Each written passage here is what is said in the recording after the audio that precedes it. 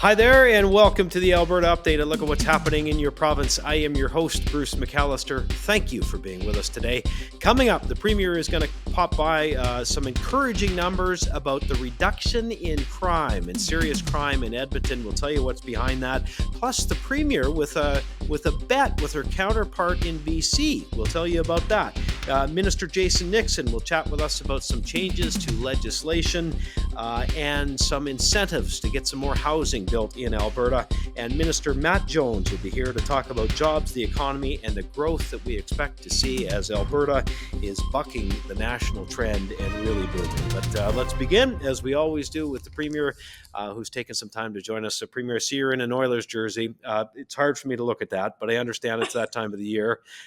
Listen, thank you for joining us. I know we're going to talk hockey in a minute, but you've been very busy. Hey, let's start with this. Some changes announced this week will have an impact on future elections. Specifically, what was changed and why did you have to do that?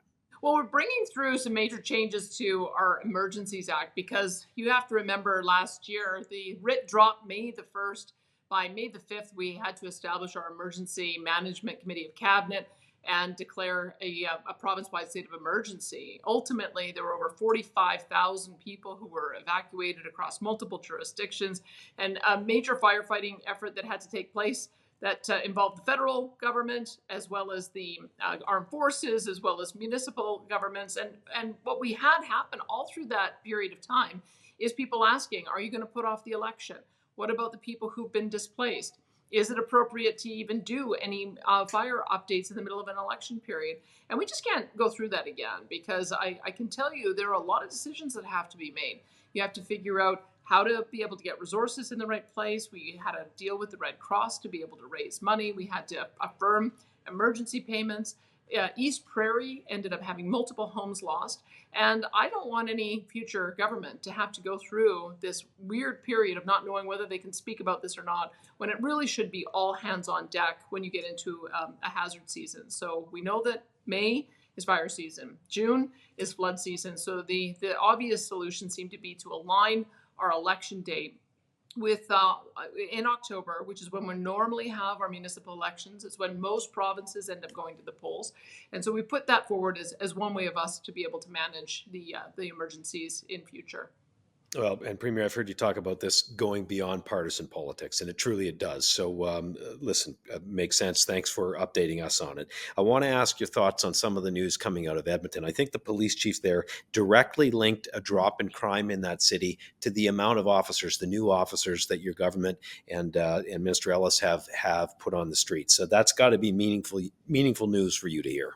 Well, we've worked so well with the city of Edmonton, and the issue of these gang-run encampments that are essentially dealing drugs, intimidating people, hiding weapons, engaging in criminal behavior. We just knew we had to partner with the Edmonton Police Service in order to be able to address it. So one of the partnerships was making sure that we had sheriffs integrated in the team so that they could have all hands on deck and a stronger force right off the bat. But we've also contributed money so that they can have 50 additional officers in those big cop positions. That's one part. The other part was working with them to ensure that we had expanded shelter space so that as they cleared encampments, there was a place for people to go.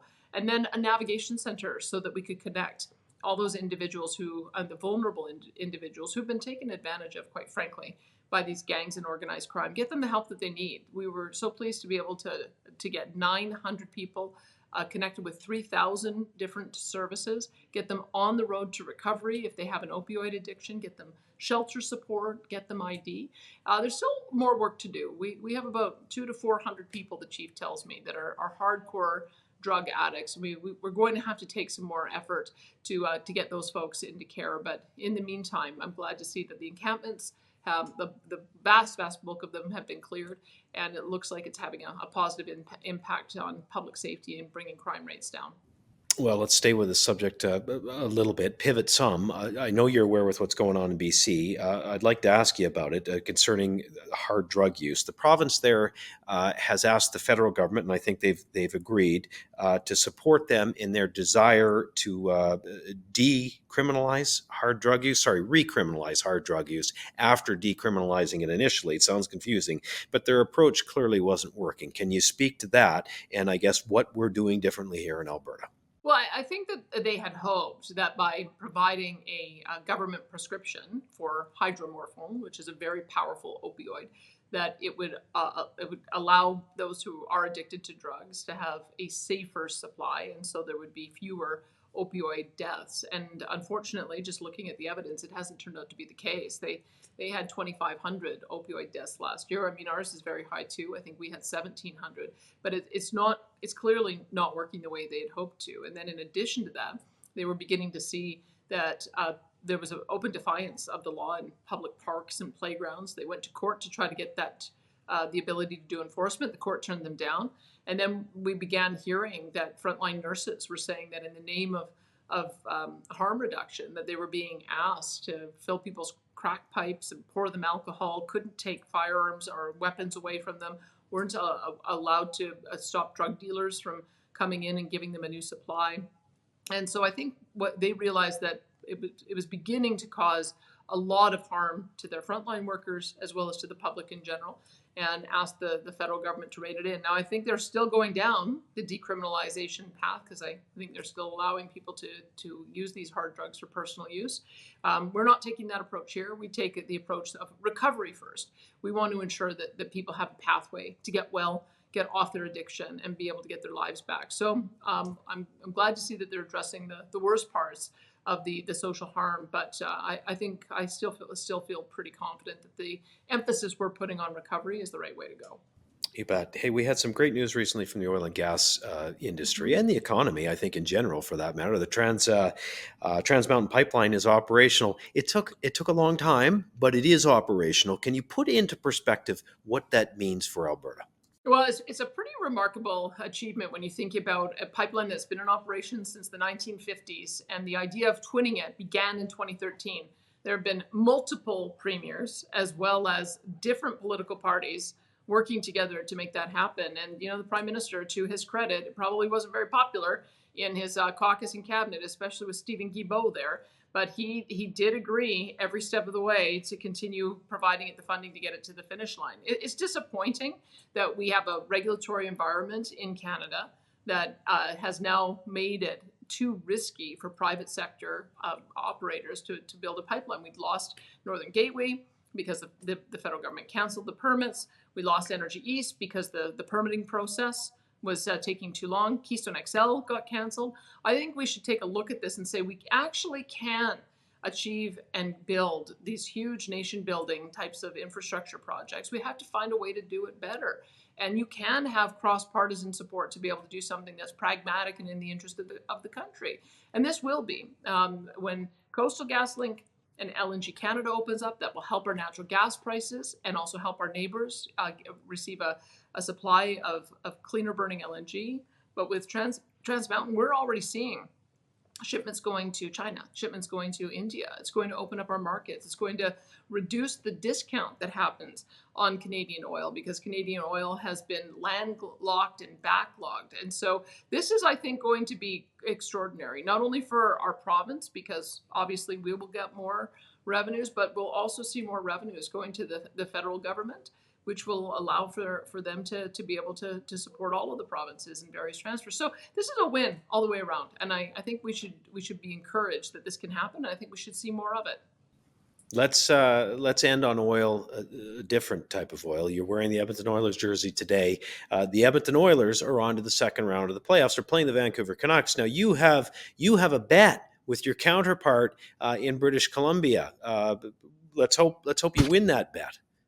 Well, I'm delivering him a gift tomorrow. I'm going to be going to Game 2 in Vancouver, and I have a beautiful jersey like this with his name on it because when the Oilers win, he's going to have to deliver a speech that I will write about how great the Edmonton Oilers are, what a dominant team they are, what champions they are, and he'll be wearing his Oilers jersey proudly with his name on it. So that will be, I'm looking forward to winning. I don't want to think about the alternative. Just know that when we win, that is what he's going to end up having to do. So you can imagine why I'm pretty highly motivated to make sure the team ends up getting to the finish line on a win. I certainly can. And may the Alberta team prevail. Premier, thank you for this. Safe travels, and we'll talk to you soon. You bet. Thank you. All right. And one more note on the hockey story. May we in subsequent years be celebrating the Calgary Flames at that stage of the playoffs. Could be a while, but we'll see.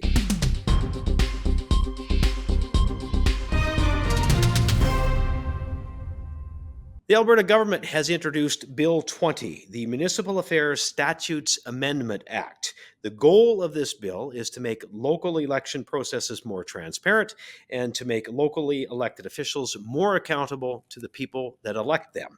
Joining us now to explain more about what these changes mean is the Minister of Seniors, Community and Social Services, and that is Jason Nixon. Minister Nixon, thank you for joining us. Thanks for having me on, Bruce. Hey, just earlier this week, you announced amendments to Bill 20 that they will encourage housing development. Why don't we start there? How will those changes impact this bill? Well, a couple things in the bill when it comes to amendments, specifically for targeting housing. First is that we're bringing in the ability for municipalities to join us in not charging property tax on projects that are being built for affordable housing purposes. So, it made no sense to be charging tax on seniors' homes that we're building with taxpayer dollars, for example. And so this is where we've seen other jurisdictions do that has triggered a lot of affordable investment.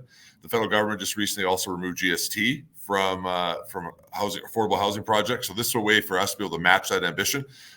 Lots of other provinces have provincial sales tax, so they could remove that, but we don't because we're great here in Alberta, so we didn't have that tool.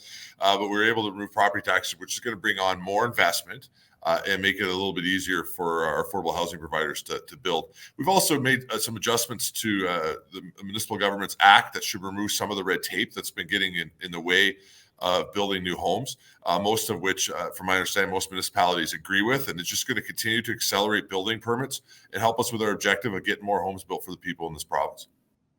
Let's talk about streamlining the process. I want to follow up on that a little bit. For those that maybe aren't aware, and obviously you're into this every day, so you know it like the back of your hand, but we want to help streamline the process for building homes, of course. Particularly around, I guess, Minister, the public hearings, the building codes, the energy efficiency requirements. How successful do you think these changes will be? What is your intention here?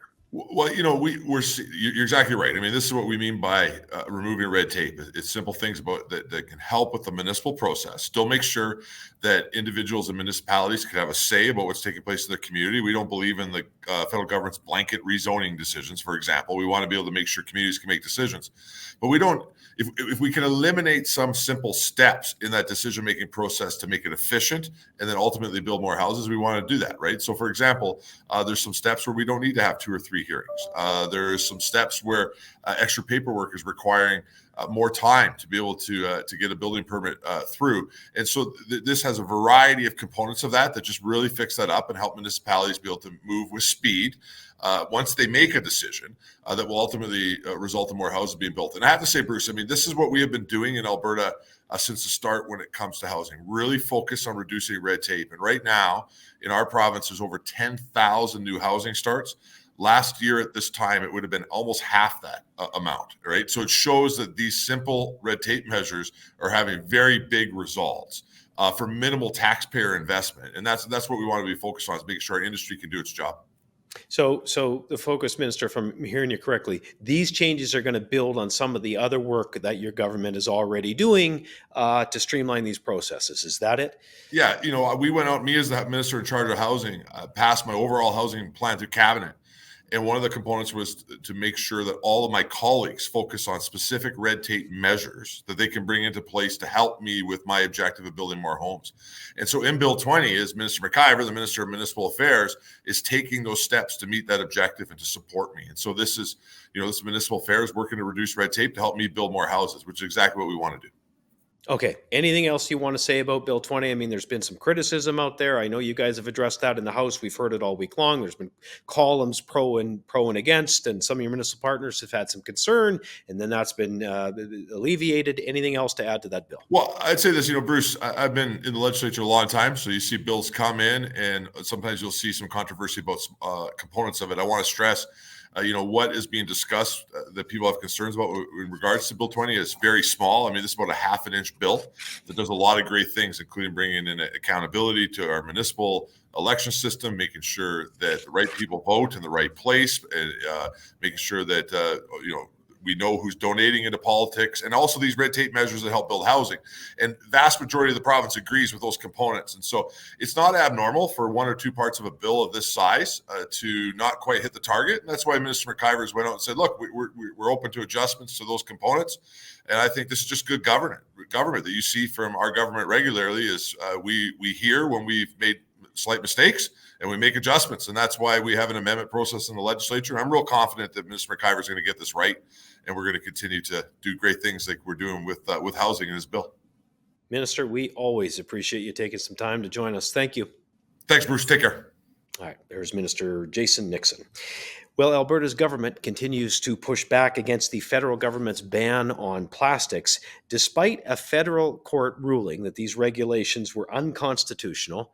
The Prime Minister and his federal environment minister continue to drive forward this ideological agenda with no concern, or little concern apparently, for the impact that it is having on Canadians. Minister of Environment and Protected Areas, that is Rebecca Schultz, spoke with the Calgary Food Bank about the massive financial impact these unconstitutional federal rules are having. You are serving hundreds of clients every single day.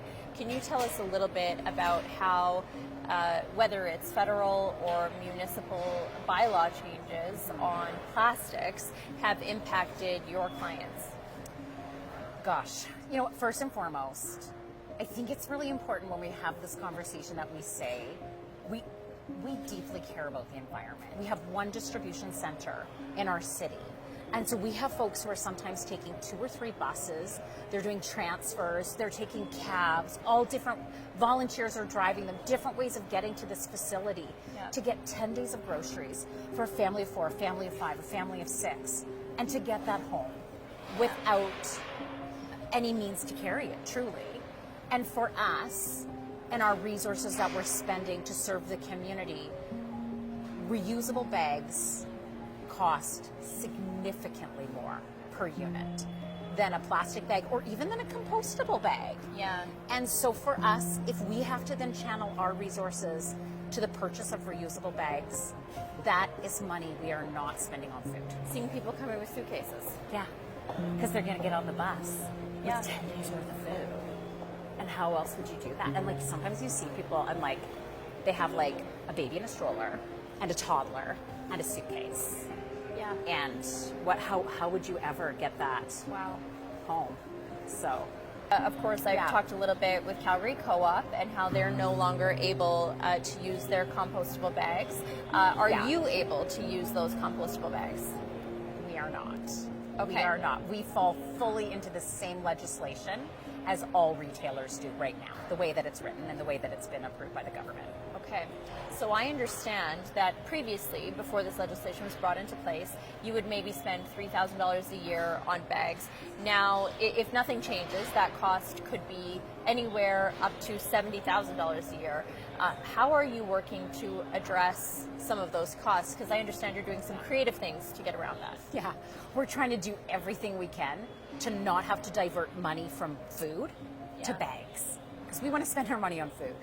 And so we're working with the public to get donations of boxes. We're working to get donations of reusable bags. But then we have to go through that and look at, is this bag usable? Where did it come from? Is it dirty? And all of those things. And so there's a lot that we now have to work through, a lot of complexity. And it's not, there's the cost element, but then there's also just sort of the more operational side of it. Across the country, Canadians are speaking out against the carbon tax. I certainly have heard that this is impacting schools and school divisions, but also nonprofits across our province. And I'm curious what you're seeing when it comes to that increase in the carbon tax. unfortunately, just like everyone in the province and everyone across the country, we pay bills. We pay energy bills to heat this building. We have refrigeration units. We have a fleet of trucks that are picking up food in our community and making sure we have food to distribute. And we are paying pretty significant amount of carbon tax on those things. We haven't done an analysis on the fuel, but I happened to just be signing some bills and checks the other day, and our carbon tax for just our buildings, like for our energy costs, for the month of March alone was, I think it was in the ballpark of like $3,000 or $4,000. Wow. Especially when you multiply it over 12 months and add in the fuel tax, like we're spending a lot of money on carbon tax. This is about 4 weeks from front to back. This is about 4 weeks of food. So yeah, that just gives some idea to the scale. Alberta's passenger rail master plan is looking into the future of transportation in this province. And Alberta experiences record population growth and evolving transportation needs. Advancing passenger rail infrastructure is essential for enhancing accessibility, for efficiency, and connectivity across the province. Premier Danielle Smith and Minister of Transportation and Economic Corridors, Devin Dreeshen, talking about the plan and what they hope it accomplishes going forward. In Alberta, we have never been content with small dreams. We have long been known as a province of innovators and entrepreneurs for a reason, and today's no different. We are still a province of innovators, entrepreneurs, and visionaries. It's true in our energy industry, in our technology and innovation industry, in our film and television industry, and now it's also true in our transportation industry. We look forward to hearing from Albertans and working with municipalities, Indigenous communities, and the private sector on this vision. It is the start of a historic idea that will make Alberta the best place to live, work, and raise a family for generations to come.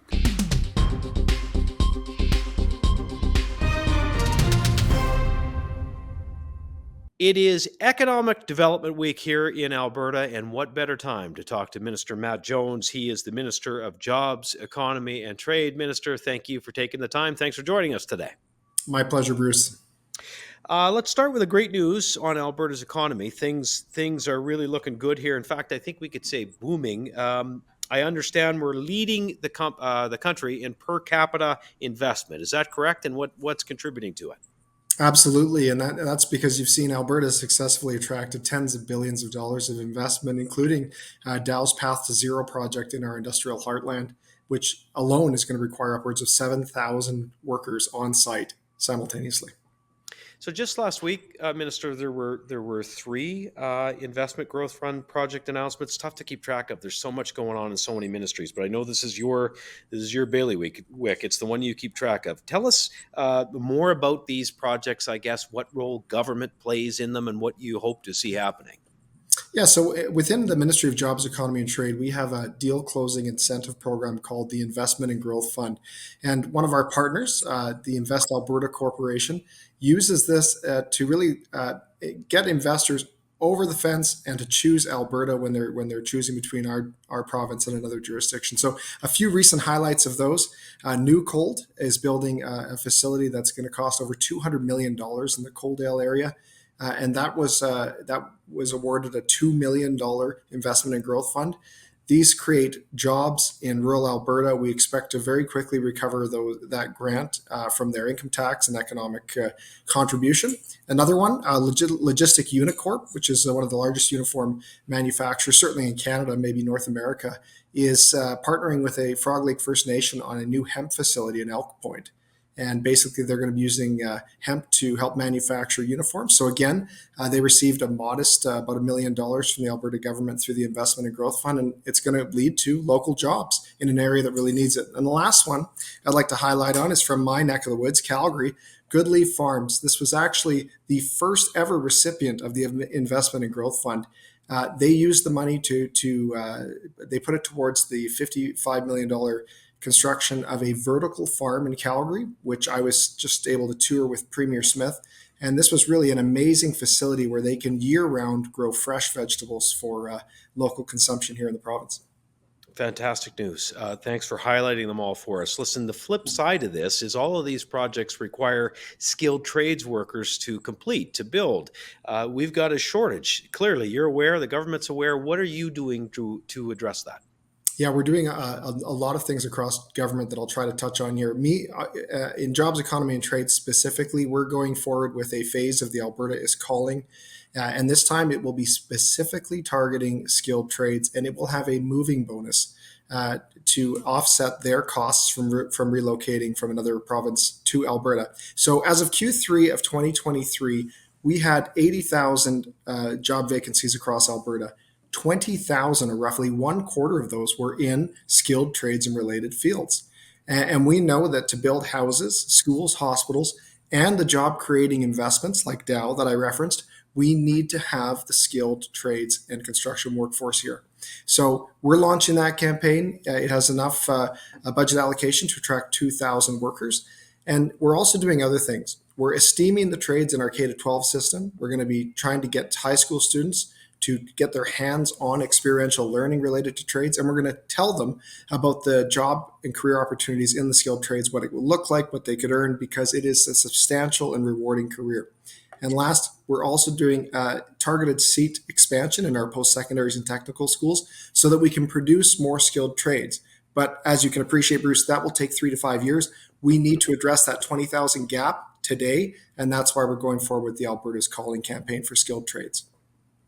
Listen, one more, and I will let you go. Part of the issue that you're dealing with, people might be surprised in this, is because it doesn't seem to fit your ministry. But I know you've been tasked with working on the childcare funding deal, trying to make the $10 a day childcare program work in Alberta. Can you give us an update on where that's at for parents?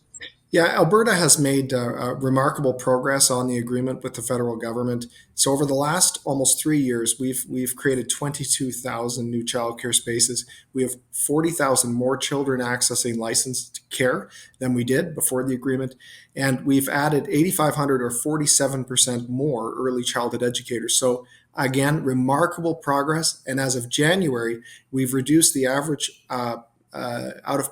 pocket fee for parents down to $15 per day in the province, which is remarkably low. So lots of progress, but also lots of challenges in taking what was a free market system with mixed operators. There's actually 2,600 operators, and trying to fit them into what is a federally driven universal system. I'm happy to report that I've got a strong relationship with my federal counterpart, Minister Suds, and we are trying to take learnings from the first few years of implementing this agreement to make the latter years more smooth and to think about the future of the agreement. Parents will be happy to hear it. Listen, thanks for the update on that and all of the work that you're doing. The Minister of Jobs, Economy and Trade, Matt Jones. Appreciate it. Thanks, Bruce. Always a pleasure. We want to share an Alberta success story with you. The Little Potato Company started out as a small father-daughter family business on a 1-acre plot of land just outside of Edmonton. It has now expanded to a 240,000 square foot facility just down the road from where it started. With the help of Alberta's agri-processing tax credit, the Little Potato Company is a great example of how we start by attracting investment and growing the province's thriving agricultural economy. Here's a look. I'm RJ Sigurdsson, Alberta's Minister of Agriculture and Irrigation.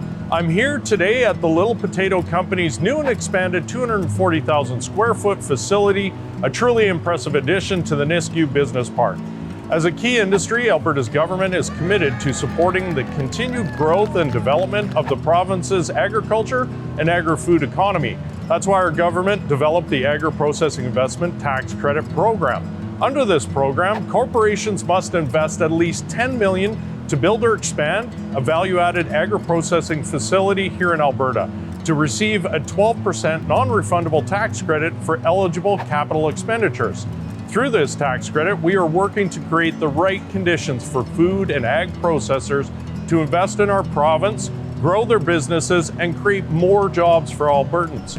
Earlier this year, I was pleased to announce that the Little Potato Company qualified for the program and was granted a conditional approval for a future tax credit of up to nearly $1.3 million for their seasoned and packaged ready-to-eat potatoes. These kind of incentives are building on Alberta's business advantage by attracting new investors to the province, driving economic growth, and helping local success stories like the Little Potato Company grow their operations right here in Alberta. Healthy families are the foundation of a healthy economy. Alberta's government is investing in women's health and newborn screening to help build a future where every life is given a healthy start. Today, we're happy to announce that we are keeping another platform commitment by investing in women's health and newborn screening. Alberta is home to some of the country's best universities and research institutions, which regularly contribute cutting-edge research in a huge range of fields, and that includes medical science. We want to ensure Alberta's position as a leader in women's health research and increase our ability to attract distinguished researchers from other parts of Canada and from around the world. That's why we're investing $20 million over 2 years to advance women's health research in Alberta. $10 million will go to the Alberta Women's Health Foundation to support research on common women's health conditions, and $10 million will go to the Calgary Health Foundation to fund health projects that will make breakthroughs for possibly thousands of Alberta women. This funding will strengthen Alberta's position as a national leader in women's health and enable our province to provide better care to nearly 2 million women in our province. We also have a program for newborns. As we learned last week through the annual baby names announcement, Alberta families welcomed over 47,000 newborns into their families last year. Every expectant family dreams and prays for a safe birth of a healthy child. And that's why we're also fulfilling our campaign commitment to expand the Alberta newborn screening program. When parents welcome a newborn, they want answers and certainty about their baby's health as quickly as possible. The last thing that they want to do is wait. The Alberta Newborn Screening Program is offered to virtually every baby born in Alberta shortly after birth, and it analyzes the newborn's blood for 22 treatable health conditions. We know that early detection is critical for promoting healthy development in newborns, and this program has been a big success so far. We want to give babies born here in Alberta the best possible start in life and their families the peace of mind that they need. So we are expanding newborn screening to include 4 more conditions, which will help the youngest Albertans get the care they need as quickly as possible, because healthy families are the foundation of healthy communities. And that does it for this week's Alberta episode. A look Alberta's update episode, a look at what's happening in your province. Easy for me to say. Always appreciate you tuning in, and a reminder that we do it every week while the legislature is sitting, every other week when it is not. So we will be back here next week, and as much as it pains me to say, go Oilers go, and may the Alberta team prevail. Thanks again, and we'll see you soon.